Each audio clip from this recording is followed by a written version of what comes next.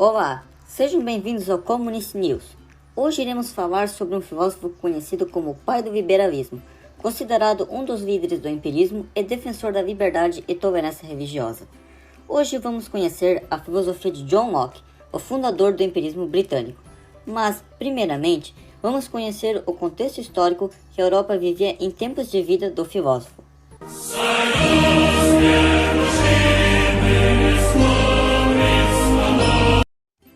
Iniciando em 1601, o século XVII foi uma era de diversos acontecimentos, desde a revolta do Rio de Janeiro à execução do rei Carlos I. Estes 99 anos impactaram o mundo de formas extremas, como a Revolução Puritana, que foi a Guerra Civil Inglesa onde teve a derrota da coroa e a queda do rei Carlos I.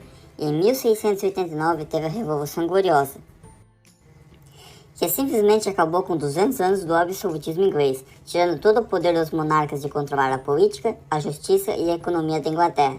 E nesse mesmo ano já foi criado o Bill of Rights, uma carta de direitos criada pelo parlamento inglês com o objetivo de: o poder monárquico fica submetido ao legislativo inglês, estabelecer a liberdade de imprensa, definir a estrutura do sistema monárquico parlamentar na Inglaterra, que vigora até os dias de hoje, estabelecer os direitos individuais, principalmente no tocante à garantia da propriedade privada.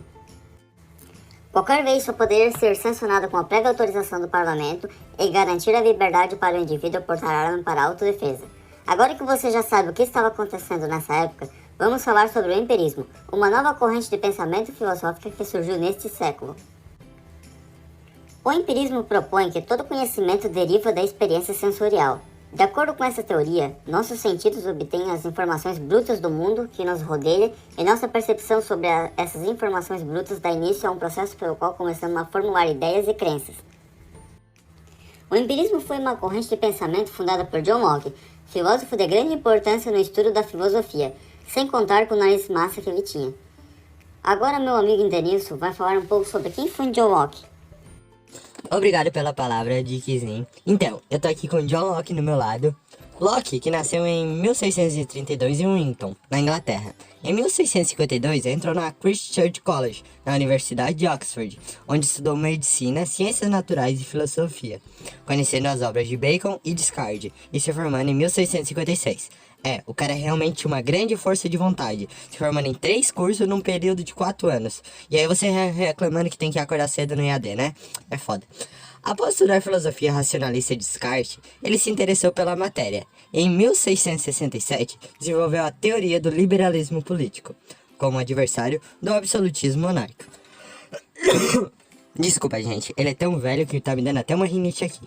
John Locke, em 1683, teve que necessariamente se refugiar nos Países Baixos, após defender o parlamentarismo. Ficou 5 anos fora de seu país, mas apoiou Guilherme de Orange assumir o trono em 1688. Locke retorna à Inglaterra. Após seu retorno, ele ficou ativamente participando do governo inglês, que chegou a ser ministro e parte do parlamento em 1695 a 1700. Nessa caminhada, ao longo de sua vida, Locke produziu obras que sem dúvida marcaram o percurso histórico da filosofia, da mesma forma que deixava as pessoas encantadas com o tamanho de seu nariz.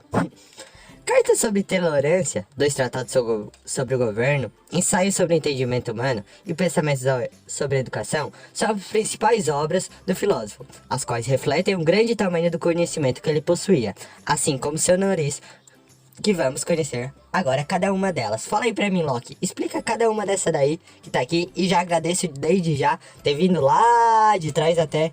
Lá de trás não, né? Lá do passado pra cá, pra dar essa entrevista ao Communist News. Muito engraçada essa sua piada. Mas vamos falar sobre a parte importante, a parte das obras. Carta sobre tolerância. Em Carta sobre tolerância, eu defendo a separação entre o Estado e a Igreja, discutindo os limites do poder político com o objetivo de demonstrar o porquê que o Estado não deve promulgar leis embasadas em preconceitos religiosos. Em minha segunda obra, 2 tratados sobre o governo, eu proponho a separação dos poderes e a ideia de que há um tratado entre governantes e governados. Nesse tratado, os direitos naturais, que são o direito de vida, liberdade, propriedade e resistência à tirania, devem ser respeitados. O contrário justificaria revoltas. Em minha terceira obra, que é o ensaio sobre o entendimento humano, eu discuto sobre o pensamento e conhecimento humano, afirmando que as pessoas nascem sem nenhum tipo de conhecimento, como se fossem folhas em branco, que mais tarde seriam preenchidas com experiências. E por último, mas nem menos importante, a minha última obra, que é o Pensamento sobre Educação, onde eu faço uma reflexão sobre como as crianças devem ser estimuladas para desenvolver a razão, afirmando que o aprendizado requer dedicação, pois a educação deve ser tanto da mente quanto do corpo. Nossa, Loki, muito obrigado por explicar suas obras. Mas você também produziu teses que merecem destaque, já que fazem parte do seu legado. O filósofo é autor das teses Liberdade Natural, Direitos Individuais Básicos e Criação do Estado. Você poderia falar delas? Primeiramente, eu queria agradecer pelo reconhecimento e é claro que eu posso explicar. Vamos começar com Liberdade Natural. Nessa tese, eu proponho que o ser humano é naturalmente livre. Eu defendo que a liberdade natural é algo inseparável da condição humana, não sendo outorgada por governos ou autoridades civis. Em minha segunda tese, que é Direitos Individuais Básicos, a liberdade natural se caracteriza por 3 direitos inalienáveis, sendo eles o direito à vida, direito à liberdade e o direito à propriedade, sendo os 3 a garantia e o reconhecimento de que cada ser humano é proprietária única e inquestionável de seu corpo e sua mente. E a última, criação do Estado. Na ausência do Estado, ou seja, no estado de natureza, a liberdade de alguns não seria protegida, pois certamente os mais fracos seriam frágeis na mão de poderosos. Assim, o Estado deveria ser criado para garantir a liberdade de todos. John Locke, sem dúvida, foi um grande filósofo que deixou um enorme legado para a filosofia. Porém, toda essa contribuição seria capaz de resolver um problema do nosso cotidiano? Nos últimos anos, a população mundial passou por uma terrível pandemia, infelizmente levando muitas pessoas ao óbito. Junto com esse problema, vemos a importância do Estado ao lado dos mais necessitados, sendo ele a principal peça a assegurar o direito à vida de cada um dos cidadãos de sua nação. Nesse ponto, nos deparamos em um Estado na qual não cumpriu seu dever e utilizaram medidas e ações duvidosas sobre a prevenção do vírus, trazendo isso, às suas ações, uma reação lamentável de contaminação e ódio. Nesse momento, ocorre a dúvida: o Estado é garantidor do seu direito à vida? Ele deve ter a responsabilidade de cuidar e assegurar seus atos? Ou cada cidadão deve por si só ter a liberdade de definir as escolhas que devem cumprir? Por isso que eu faço a sua pergunta, Loki. O Estado, ele é o garantidor do direito à vida? Muito obrigado pela pergunta, mas como já falei anteriormente, segundo a minha teoria dos direitos individuais básicos, o Estado deve assegurar a liberdade natural, sendo compostas por 3 direitos, que são o direito à vida, o direito à liberdade e o direito à propriedade. O direito à vida, o Estado deveria por si garantir e assegurar que cada pessoa tenha esse direito garantido. Mas vamos mais além, né?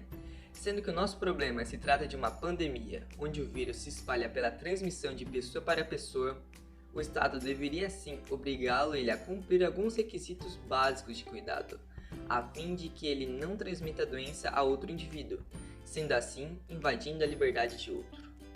O Estado, na minha teoria e na minha concepção, tem sua principal e única função garantir a liberdade de todos os cidadãos, na qual só poderia ser concluído se o Estado agisse de maneira a fim de assegurar o direito à vida de todos. Muito obrigado, Lokizinho, pela grande honra de ter entrevistado. Vimos aqui que você optou assim resolver esse problema, que está sendo muito debatido nos dias atuais. Gente, essa foi a reportagem sobre o filósofo John Locke. Espero que tenham contribuído para que vocês tenham conhecimento desse filósofo. Muito obrigado a todos que acompanharam até aqui, já que imagino que a maioria dormiu no meio do vídeo, né? E é isso, gente, até mais. Agora eu passo a bola para o Dickzinho do meu coração. Termina essa bagaça aí, mano, porque eu já tô cansado de ouvir essas neiras que o Locke anda falando.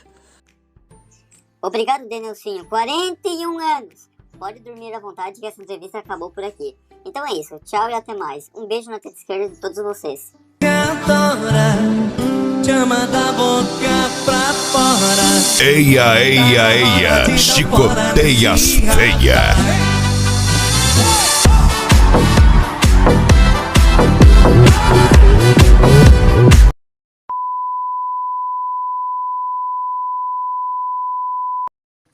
E antes que eu me esqueça, deixe seu joinha, se inscreva e ative o sininho. Valeu e muito obrigado.